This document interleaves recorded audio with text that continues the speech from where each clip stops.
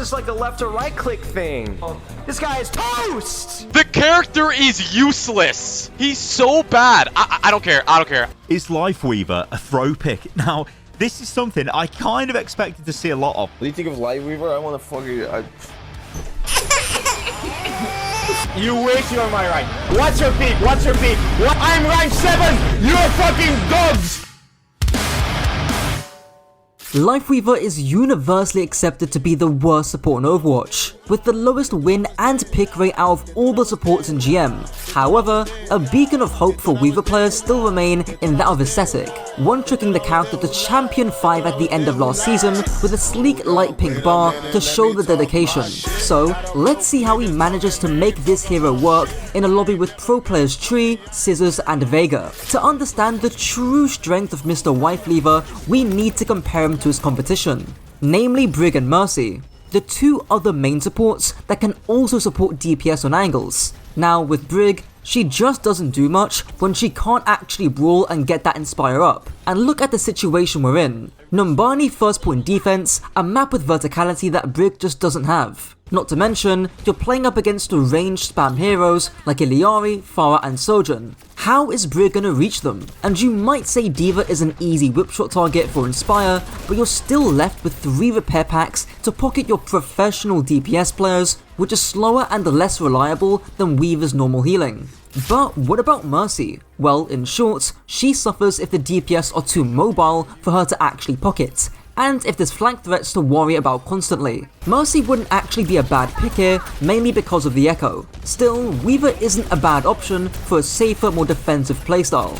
That defense comes to fruition here, where Aesthetic saves his Echo from the nano-boosted Pharah, which Mercy can't do, while also pre-charging his Blossom to burst till Tree around the corner. And really, this is Aesthetic's default state, supporting his frontline and flankers from distance and playing to bait the enemy team to engage. Now, I've already talked about what baiting is in prior videos, but to get you up to speed, baiting is the ability to tease the enemy team to engage while also living through that engage safely. You can see in that first fight here, the distance between the Pharah D.Va and the Weaver Ana might actually be bigger than Super TF's wham foreheads. Even in the fight where Vega pops Captive Sun, Aesthetic is so far that he's got plenty of time to grip his Ana to absorb that Captive Sun explosion. In fact, the distance is what makes his life grip a lifesaver. If the Weaver is playing too close, then the grip is just a shittier Suzu with a longer cooldown. But the one advantage grip has is that it can affect your positioning,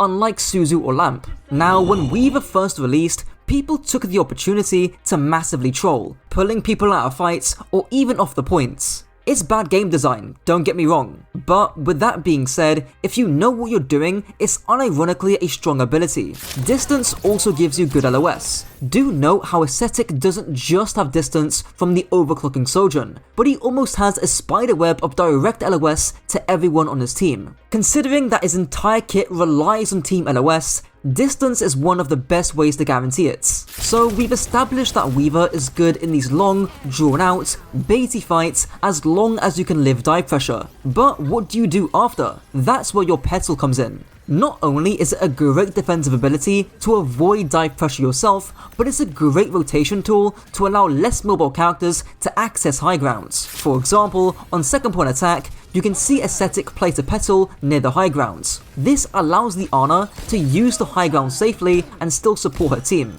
Because Petal got a change where it goes down when unused, this becomes especially useful if you need to drop off the high ground a lot of the time. And when you're being dove, that utility is something that no other support can provide. You can see Aesthetic place the Petal at the bottom of the high ground while supporting his DPS as talked about prior. Then, when the enemy team actually dive his Ana, getting booped off the high ground, she simply takes the Petal back up. This gets rinsed and repeated 2 more times, and it's like the enemy team are taking 1 step forward, but 2 steps back. People often clown on Tree for being one of the worst ultimates in the game, and I can see why. Yet the projectile is shaped like something I can't say in this video, and while we're on the topic, his Blossom is also shaped like another object I can't say. No, I will use my rose boy. Oh my god. But anyways, his tree, dealing a 150 burst heal on placement and 90 healing basically every 2 seconds, is really strong for prolonged fights. Similar to Valkyrie and Coalescence, Tree is a tempo ultimate, meaning that it speeds up or slows down the pace of a fight.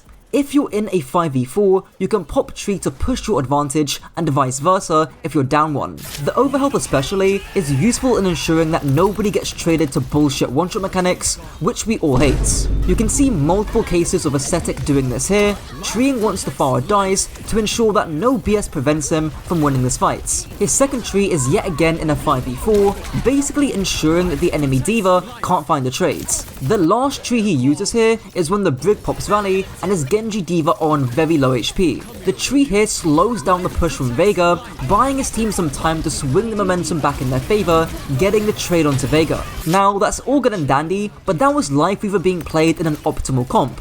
What about Lucio Lifeweaver, a comp that Ascetic was even surprised to work at all? Well, remember all that talk about Lifeweaver being good at baiting and not engaging? Now, his team can synergize with that. Sojourn and especially Zarya love sustained fights where she can melt people on high charge. Not to mention, Venture can get the Zarya to high charge, and the Lucio can enable the Zarya to melt people with speed boost while the Weaver safely heals. No fight better shows that than this one here.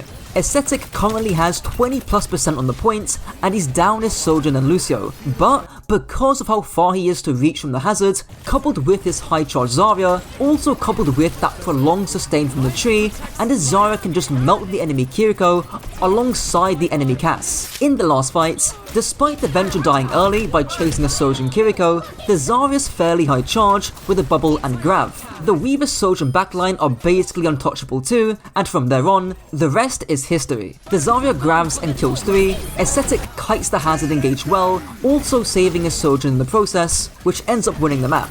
Now, admittedly, it does help when your DPS just get free kills, or when your main support marks a flanker for you, or when your Zarya is just much higher charge, so she can just melt the enemy frontline.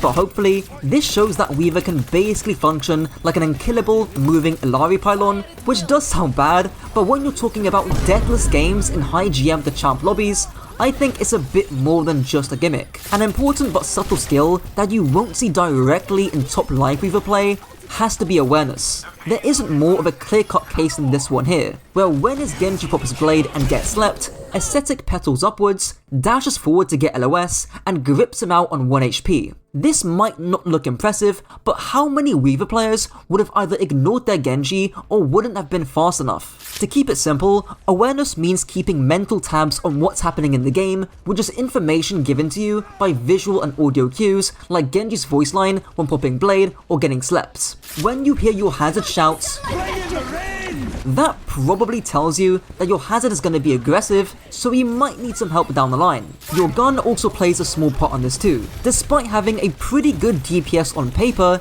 the damage is just so inconsistent that most of the time, it's either used as a backup option, a decent shield break tool, or just filling in the empty gaps when your team doesn't need healing. In this instance, because Ascetic has the awareness that the Widow is behind him, and that his team aren't actually playing that aggressively, he quickly rotates to the Widowmaker to burst her down with Thorns before going back to healing. Even here, when his Juno pops Orbital Ray, he goes ham on the enemy Orisa, knowing that the Ray can cover him not healing. And lastly, if you need to assert dominance over somebody egoing you, your gun can be the cherry on top.